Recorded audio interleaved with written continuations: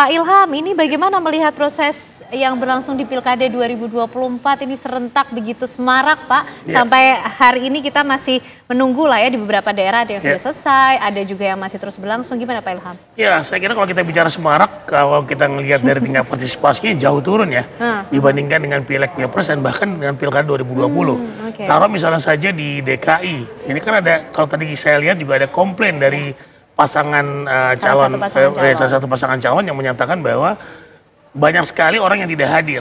Nah, ini saya tidak tahu apakah kemudian argumen ini sudah dipikirkan sedemikian rupa, karena memang sekali lagi bahwa orang tidak hadir itu banyak sekali alasan gitu ya. Misalnya saja salah satunya adalah memang pilihan-pilihan yang diberikan kepada masyarakat ya tidak menarik masyarakat misalnya saja, misalnya seperti itu. Atau kemudian juga orang yang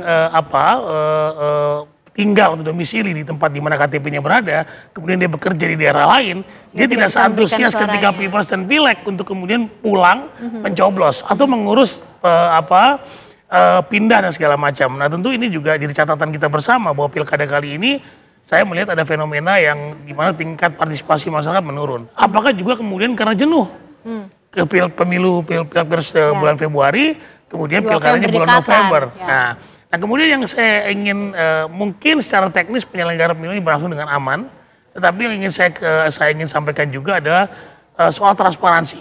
Kenapa saya bilang begitu? Karena si rekap yang ada sekarang justru kemudian tidak transparan untuk memberikan hasil kepada masyarakat day by day.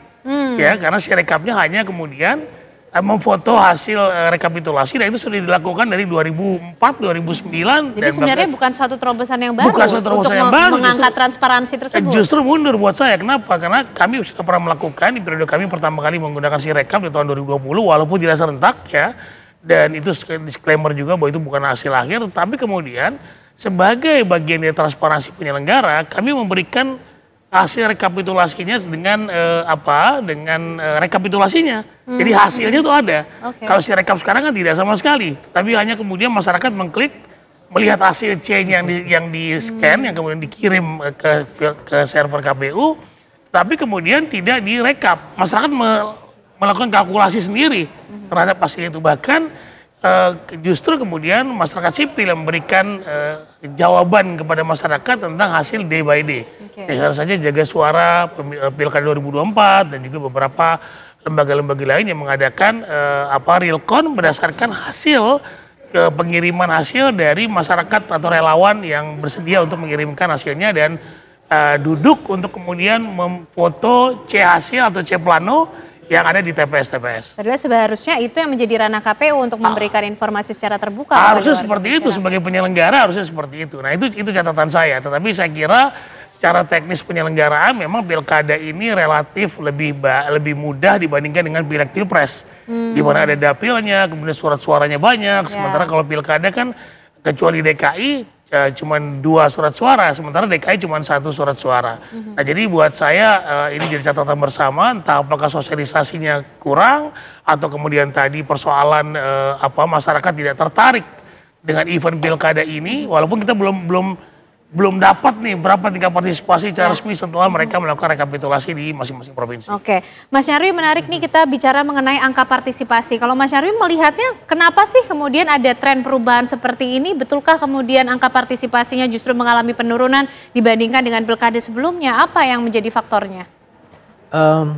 Yang pertama saya lihat ya, saya setuju dengan pendapat Bung Ilham ya. Mungkin ada waktu yang berdekatan itu ya. Semacam hektik dalam mencoblos atau menggunakan hak suaranya pemilih. Karena kan ya orang bilang, oh ini kan jedanya 8 bulanan lebih. Ya tapi kan orang lihatnya ini masih 1 tahun yang sama gitu ya. Nah itu mungkin itu juga, dan nilai politik pilkada di mata pemilih ya, itu tidak rata-rata mungkin beda lah dengan Pileg dan Pilpres, sehingga antusiasme itu juga berbeda gitu ya. Nah itu satu. Terus yang kedua, memang tidak merata ya soal partisipasi di daerah. Ada yang cukup tinggi seperti Jawa Tengah, Jawa Timur itu cukup tinggi lah ya, level pilgub maupun kabupaten kota gitu. Tapi kalau dilihat rata-rata kota ataupun bahkan seperti DKI itu kan rendah sekali. Ya Sumatera Utara juga rendah sekali gitu ya. Nah bahkan mungkin separuhnya kali ya Sumatera Utara itu ya. Artinya ini menjadi kendala serius soal legitimasi sebenarnya, Ken ya. Tetapi ini juga bisa jadi masing-masing tim kampanye atau tim dari pasangan calon itu kurang sepenuhnya berhasil gitu ya, meyakinkan pemilih untuk merasa penting menggunakan hak suaranya atau merasa luar biasa militan gitu harus datang sampai menggunakan hak suaranya untuk memilih gitu ya. Bisa juga resources atau sumber daya dari masing-masing pasangan itu juga benar-benar terbatas ya. Karena apa? Bayangkan ya, betul bahwa ini pilkada yang kemudian proses pencalonannya gitu ya, itu diajukan partai-partai politik ya, koalisi atau gabungan. Juga ada calon-calon yang memang beberapa sudah mempersiapkan diri ya, seperti itu. Tetapi harus dilihat, ini itu pilkada kolosal.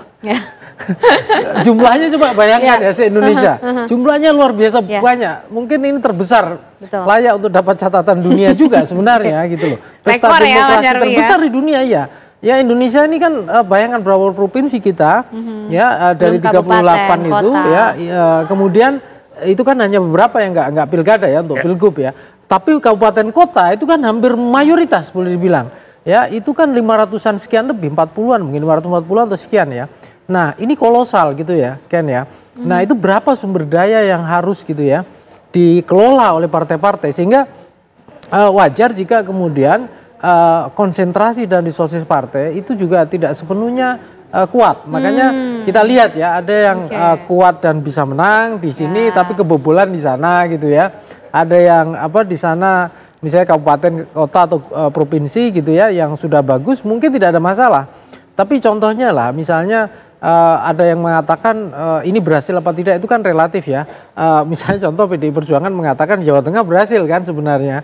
Berhasil dalam artian perolehan suaranya tebal walaupun tidak menang kan gitu ya. Tetapi untuk Jakarta gitu ya ini benar-benar dianggap berhasil kalau mengacu kepada hasil yang diumumkan itu kan gitu. Nah, tetapi tidak semua partai itu punya kemampuan yang merata untuk mengelola sumber dayanya ini.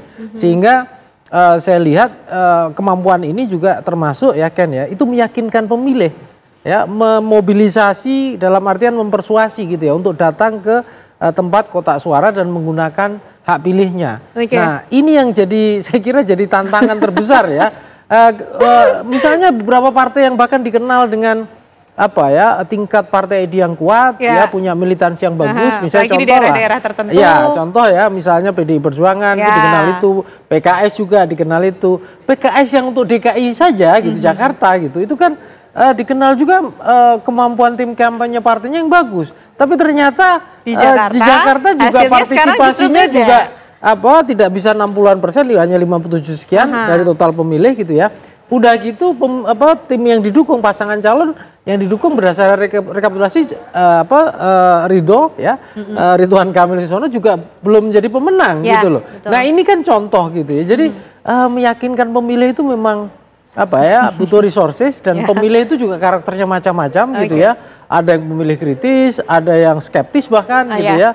Nah ini juga kemudian saya kira menjadi tantangan tersendiri ya bagi calon maupun partai politik. Jangan-jangan yang bingung bukan hanya pemilihnya, tapi resources dalam partai politiknya juga bingung menempatkan diri ketika harus split kekuatan di provinsi ini beda dengan provinsi ini, daerah ini. Nah ini akan kita bahas lebih lanjut ya Mas Nyarwi dan juga Pak Ilham. Tapi sesaat lagi pemirsa kami masih akan kembali hadir untuk Anda.